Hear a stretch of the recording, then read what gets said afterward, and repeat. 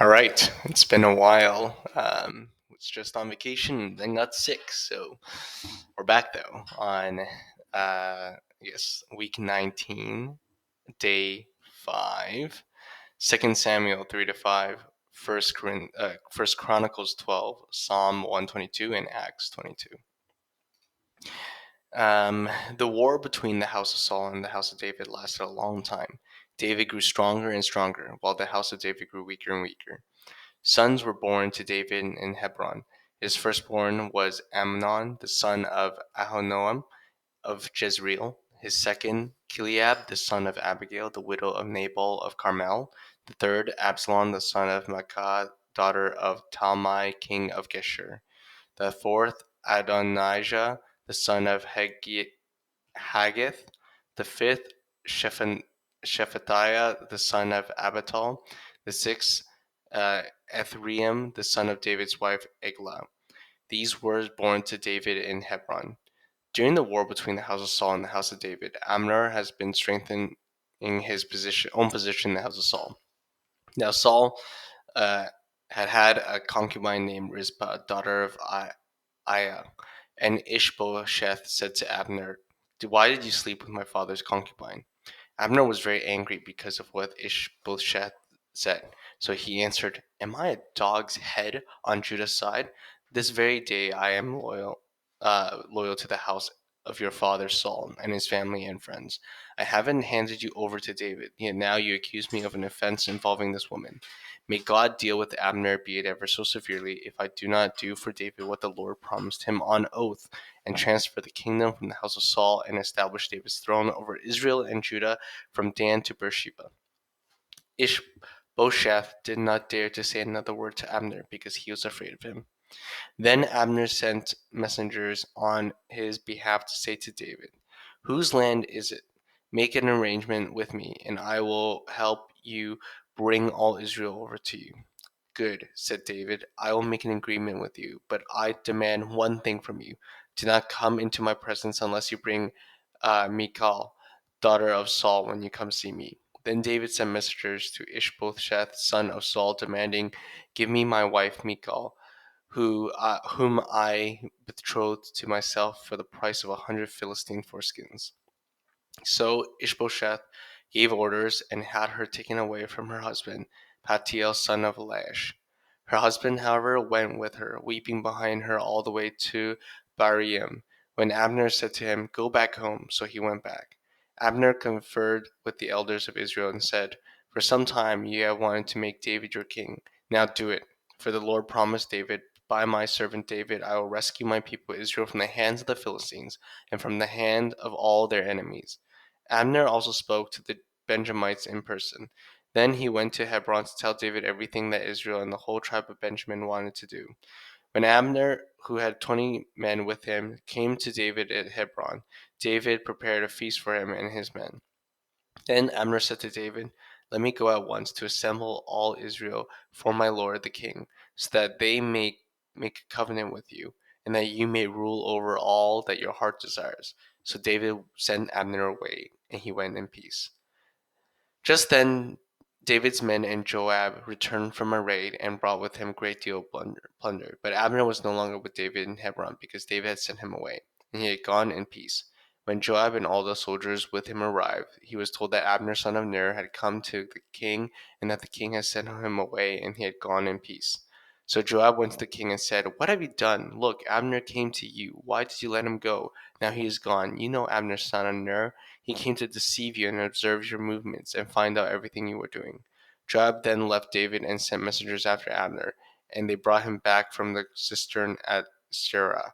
But David did not know it. Now, when Abner returned to Hebron, Joab took him aside into an inner chamber, as if to speak with him privately, and there, to avenge the blood of his brother Asahel, Joab stabbed him in the stomach, and he died. Later, when David heard about this, he said, "I and my kingdom are forever innocent before the Lord concerning the blood of Abner, son of Ner. May his blood fall on the head of Joab and on his whole family. May Joab's family never be without someone who is running a sore or leprosy, or who leans on a crutch, or who falls by the sword, or who lacks food."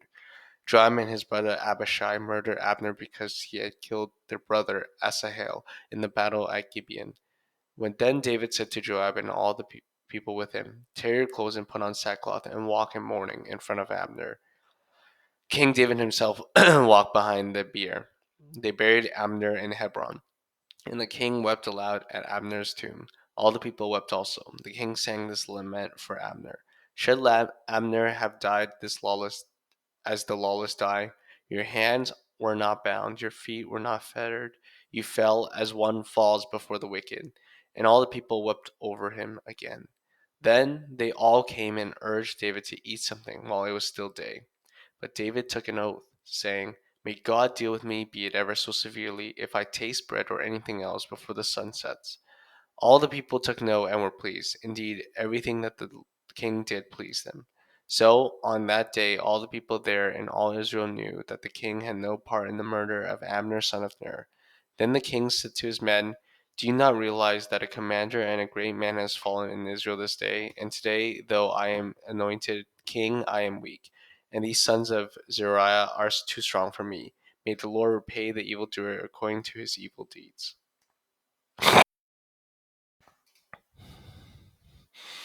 When Ishbosheth, son of Saul, heard that Abner had died in Hebron, he lost courage, and all Israel became alarmed. Now Saul's son had two men who were leaders of raiding bands. One was named Bana, and the other Rechab. They were the sons of Rimeon the Beerothite from the tribe of Benjamin. Beeroth is considered part of Benjamin because the people of Beeroth fled to Gittim and had resided there as foreigners to this day. Jonathan, son of Saul, had a son who was lame in both feet. He was 5 years old when the news about Saul and Jonathan came to Jezreel. His nurse picked him up and fled, but as she hurried to leave, he fell and became disabled. His name was Mephibosheth. Now Rechab and Baanah, the sons of Rimmon the Beerothite, set out for the house of Ishbosheth, and they arrived there in the heat of the day while he was taking his noonday rest.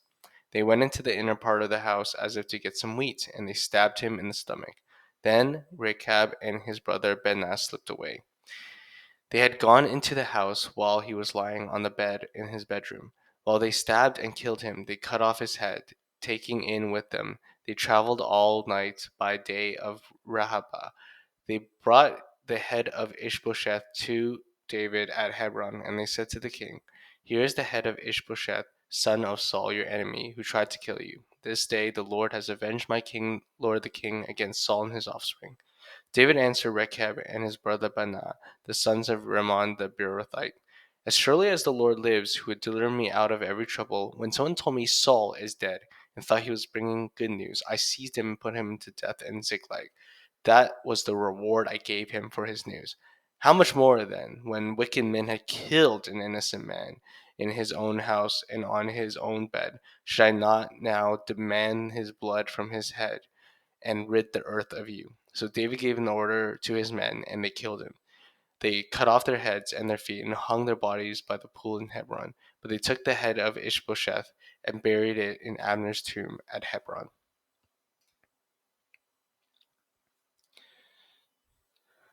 All the tribes of Israel came to David at Hebron and said, "We are your own flesh and blood. In the past, while Saul was king over us, you were one who led Israel on a military campaign. And the Lord said to you, you will be my shepherd, you will shepherd my people Israel, and you will become their ruler." When all the elders of Israel had come to King David at Hebron, the king made a covenant with all of them at Hebron before the Lord, and they anointed David king over Israel. Judah was 30 years old when he became king, and he reigned 40 years. In Hebron, he reigned over Judah 7 years and 6 months, and in Jerusalem, he reigned over all Israel and Judah 33 years. The king and his men marched in Jerusalem to attack the Jebusites who lived there. The Jebusites said to David, "You will not get in here. Even the blind and the lame can ward you off," they thought. "David cannot get in here." Nevertheless, David captured the fortress of Zion, which is the city of David. On that day, David had said, "Anyone who conquers the Jebusites will have to use the water shaft to reach those lame and blind who are David's enemies." This is why they say, "The blind and lame will not enter the palace." David then took up a residence in the fortress and called it the City of David. He built out the area around it from the terraces out inward, and he became more and more powerful because the Lord God Almighty was with him. Now Hiram, king of Tyre, sent envoys to David, along with cedar logs and carpenters and stonemasons, and they built a palace for David. Then David knew that the Lord had established him king over Israel and had exalted his kingdom for the sake of his people Israel. After he left Hebron, David took more concubines and wives in Jerusalem, and more sons and daughters were born to him. These are the names of the children born to him there: Shammua, Shobab, Nathan, Solomon, Ibhar, Elishua, Nepeg, Japhia, Elishama, Elida, and Eliphalet. When the Philistines heard that David had been anointed king over Israel, they went up full force to search for him. But David heard about it and went down to the stronghold. Now the Philistines had come and spread out in the valley of Rephaim.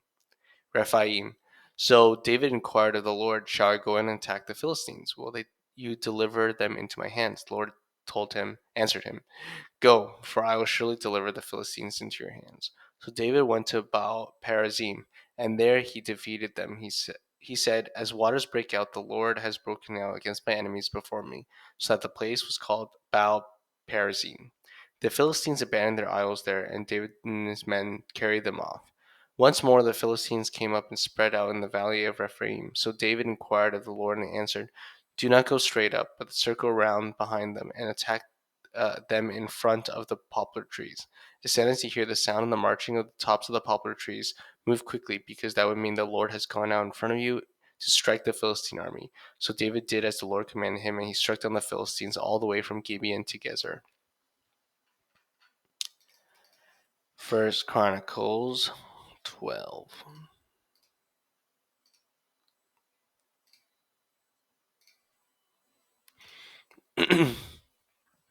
These were the men who came to David at Ziklag. While he was banished from the presence of Saul of Kish, they were among the warriors who helped him in battle. They were armed with bows and were able to shoot arrows or to sling stones right-handed or left-handed. They were relatives of Saul from the tribe of Benjamin. Ahiezer, their chief, and Joash, the son of Shemaiah, the Gibbethite, Jeziel, and Pelet, the sons of Azimaveth, Berakah, Jehu, and Anathothite, and Ishmaiah the Gibeonite, a mighty warrior among the 30, who's the leader of the 30, Jeremiah, Jahaziel, Johanan, Jozabad the Gederathite, Eluzah, Jeremoth, Balia, Shemariah, and Shephatiah the Heruphite, Elkanah, Ishiah, Azrael, Jozer, and Jeshobeam, the Korathite, and Jola and Zebadiah, the sons of Jeroham from Gedor. Some Gadites defected to David at his stronghold in the wilderness. They were brave warriors, ready for battle and able to handle the shield and spear. Their faces were the faces of lions, and they were as swift as gazelles in the mountains. Ezer was the chief, Obadiah the second in command, Eliab the third, Mishmana the fourth, Jeremiah the fifth, Attai the sixth, Eliel the seventh, Johanan the eighth, Elzabad the ninth, Jeremiah the 10th, and Machbanah the 11th. These Gadites were army commanders. The least was a match for 100, and the greatest for 1,000.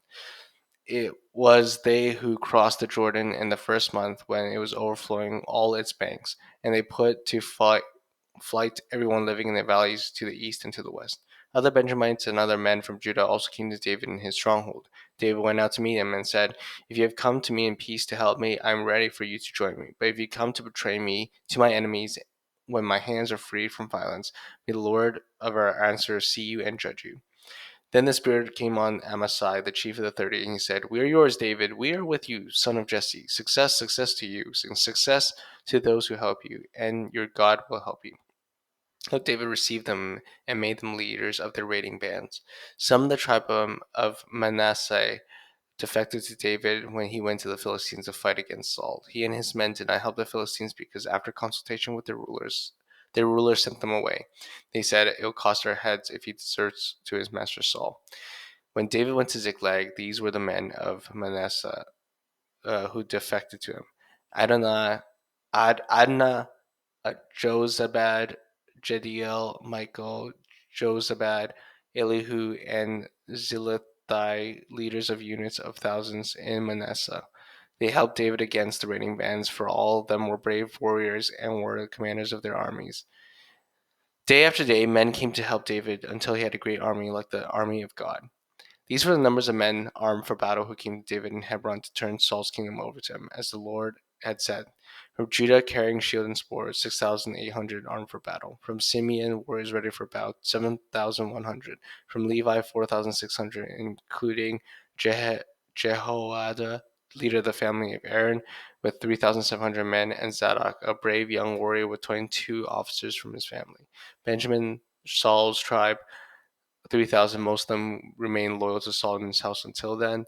From Ephraim, brave warriors, famous in their own clans, 20,800. The half tribe of Manasseh, designated by name and to come and make David king, 18,000. From Issachar, men who understood the times and knew that Israel should do, 200 chiefs with all their relatives under their command. From Zebulun, experienced soldiers prepared for battle with every type of weapon to help David with undivided loyalty, 50,000. From Naphtali, 1,000 officers together with 37,000 men carrying shields and spears. From Dan, ready for battle, 82,600. I'm sorry, 28,600. From Asher, experienced soldiers experienced for battle, 40,000. And from the east of the Jordan, from Reuben, Gad, and the half tribe of Manasseh, armed with every type of weapon, 120,000. All these were fighting men who volunteered to serve in their ranks. They came to Hebron fully determined to make David king over all Israel. All the rest of the Israelites were also of one mind to make David king. The men spent 3 days there with David, eating and drinking, for the families had supplied for provisions for them. Also, their neighbors from as far as Issachar, Zebulun, and Naphtali came bringing food on donkeys, camels, mules, and oxen. There were plentiful supplies of flour, fig cakes, raisin cakes, wine, olive oil, cattle, and sheep. And there was great joy in Israel. And there was joy in Israel. Psalm 122. I rejoice with those who said to me, "Let us go to the house of the Lord."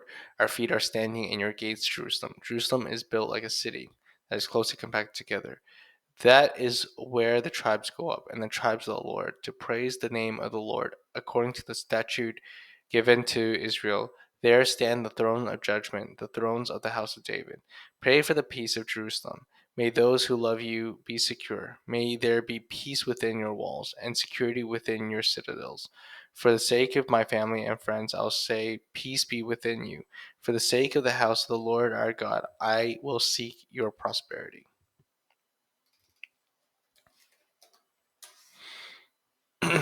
Acts 22. Brothers and fathers, listen to my defense. When they heard him speak in Aramaic, they became very quiet. Then Paul said, I am a Jew born in Tarsus of Cilicia, but brought up in the city. I studied under Gamaliel and was thoroughly trained in the law of our ancestors. I was just as zealous for God as any of you are today. I persecute the followers of the way to their death, arresting both men and women and throwing them into prison. As the high priest and all the council can themselves testified, I even obtained letters from them to their associates in Damascus, and went there to bring these people prisoners to Jerusalem to be punished. About noon, I came near Damascus. Suddenly, a bright light from heaven flashed around me. I fell to the ground and heard a voice say, Saul, Saul, why do you persecute me? Who are you, Lord? I asked. I am Jesus of Nazareth, whom you are persecuting, he replied.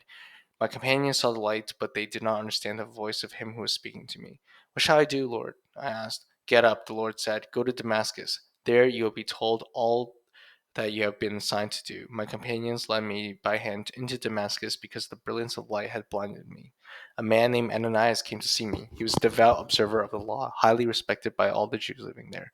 He stood beside me and said, Brother Saul, receive your sight. And at that moment I was able to see him. Then he said, The God of our ancestors has chosen you to know his will and to see the righteous one and hear his words from his mouth. You will be his witness to all the people of what you have seen and heard. And now, what are you waiting for? Get up, be baptized, and wash away your sins. Sins away, calling on his name. When I returned to Jerusalem and was praying at the temple, I fell into a trance and saw the Lord speaking to me. Quick, he said, leave Jerusalem immediately, because the people here will not accept your testimony about me. Lord, I replied, these people know that I went from one synagogue to another to imprison and beat those who believe in you. And when the blood of your martyr Stephen was shed, I stood there giving my approval and guarding their clothes to those who were killing him. The Lord said to me, go, I will send you far away to the Gentiles. The crowd listened to Paul until he said this. Then they raised their voices and shouted, rid the earth of him! He's not fit to live. As they were shouting and throwing off their cloaks and flinging dust into the air, the commander ordered that Paul be taken into the barracks. He directed that he be flogged and interrogated in order to find out why the people were shouting at him like this. As they stretched him out to flog him, Paul said to the centurion standing there, is it legal for you to flog a Roman citizen who hadn't been found guilty? When the centurion heard this, he went to the commander and reported, what are we going to do? He asked. This man is a Roman citizen. The commander went to Paul and asked, tell me, are you a Roman citizen? Yes, I am, he answered. Then the commander said, I had to pay a lot of money for my citizenship, but I was born a citizen. Paul replied.